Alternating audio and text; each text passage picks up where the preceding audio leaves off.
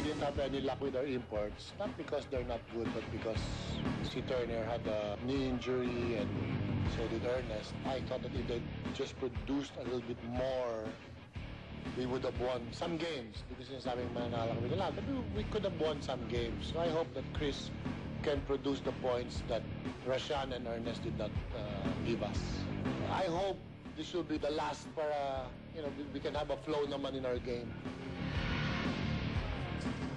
Well, in an import-laden conference, 50% of your chances really rests on the performance of your import. And I think Coach Jong really being kind. Rashan Turner really not even able to give them a lot for those first couple of games.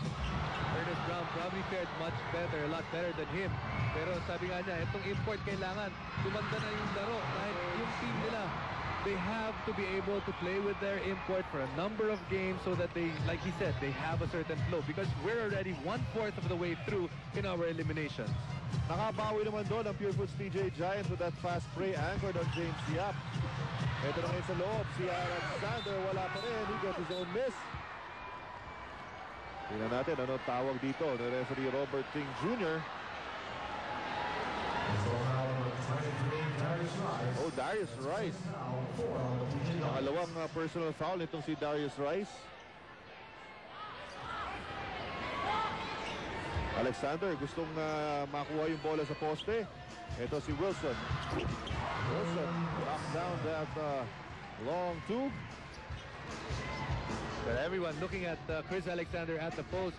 Willie Wilson setting himself up in a spot that he's comfortable at for that jump shot. Ito naman Chico Lanete drives baseline side-stepping move. He ran into a wall. Ito si James Yap, Rico Villanueva, and Peter Jusimon for the rebound to Willie Wilson. And again, numbers para sa Barangay Ginebra. At ito na nga, they take advantage of it and they reward the hustle being provided by Chris Alexander. And he finishes with a slam dunk. Total of 16 points for Alexander. And hindi lang yun yung intimidating presence niya inside. Kaya nagkakaroon ng hesitation ito mga players ng Pure Foods. And itong Barangay Ginebra, they're getting used to this situation. At yan na nga ang ating Yakult slam dunk. Brought to us by Yakult. Yakult everyday okay. Sigurado ka dyan. This Barangay Ginebra squad right now, he said earlier, they're playing with 4 small guys at the same time and they are getting used to it. One big man and 4 small men. Ito may problema si Chris Alexander. Oo, mukhang yung toothpick. Nako, baka tinamaan yung toothpick sa loob ng bibig. Pero hindi eh. Play continues. Here's Rico Villanueva again. Villanueva working against Alexander. Villanueva paikot-ikot. Wala pa rin at out of frustration. But obviously it's out of frustration because if you look at the lineups on the floor, that's probably the last place that you would want to go to if you're Pure Foods. Enrico Villanueva at the post. Tapos binabantayan siya ng isang 7-footer. Napakahirap. Ito, the referees are checking on Chris Alexander. Dahil nasaktan siya ng previous play. Tinamaan yata sa bibig. Okay, we resume action. Bola to ng Barangay Ginebra. Tumakuha ni Alexander yung bola. Tinira ni Kagiwa sa labas. And he knocks down that Tien Chris. Marcus Kagiwa with 11 points in the ball game. And Pure Foods calls a 30-second timeout as Barangay Ginebra threatening to break away here in the third period. And Marcus Kagiwa.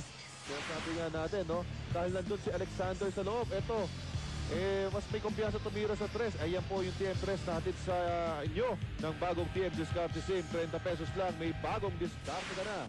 Richard, with those 4 shooters all over camping themselves at the 3-point line, at alam natin, gusto kang nagpa-front yung Pure Foods, they're really having a hard time itong Pure Foods rotating because all of their wing guys are forced to sag kasi natatakot nga sila doon sa post presence ni Chris Alexander. And now that will make the Pure Foods defense think, will they still sag? Paano yun? Tumitira na sa labas, pumapasok na yung mga tira sa labas itong Barangay Ginebra. Here's James Yap ngayon against Tubid. Former teammates college. Ito ngayon James Yap. Empress ngayon. What a comeback here by James Yap, already with 23 points in the ballgame. Here's Mark Agiwa. Mark Agiwa gusto rin bumawi. No. Rebound to Rico Villanueva. James Yap with a leather, accelerates. James Yap looking for an opening. Pushing for a foul. Wala. Napulot ni JJ Helterbrand na bola. Sprinting down court. Back pass to Ronald Tubit for an easy layup. A great teamwork here at dumadugong-dug na naman po itong Araneta Coliseum. At the half, napag-usapan ng coaching staff ng Pure Foods, turnovers nila na nasuskoran ng Barangay Ginebra. And Barangay Ginebra really doing a job on them when it comes to turnovers and scoring. Caught into action as itong si Willie Wilson will be called for a foul. With Darius Rice. Tignan ulit natin itong play na to, no? Eyes behind his head para kay JJ Helterbrand, and an easy basket para dito naman kay Ronald Tubid.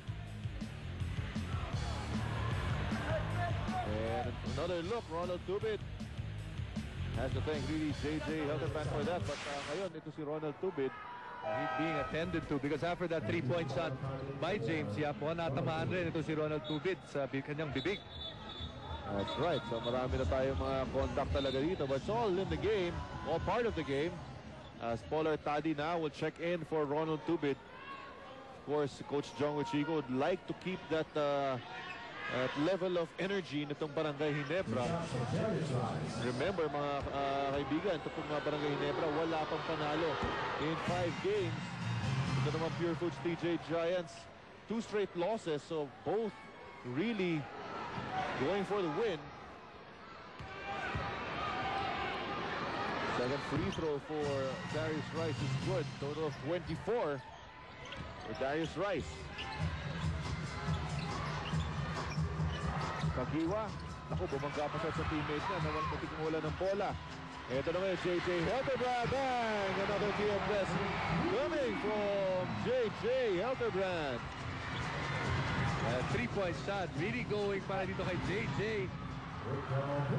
Enrico this time around successful against Ernest, against Chris Alexander. Helterbrand already with 5 3-point baskets here in the ball game. Ito pa isa pa. No! Rebound play tapped out by Darius Rice. Ito, pagpapahingahin na muna si Darius Rice at the 3-minute 31 mark ng ating third quarter.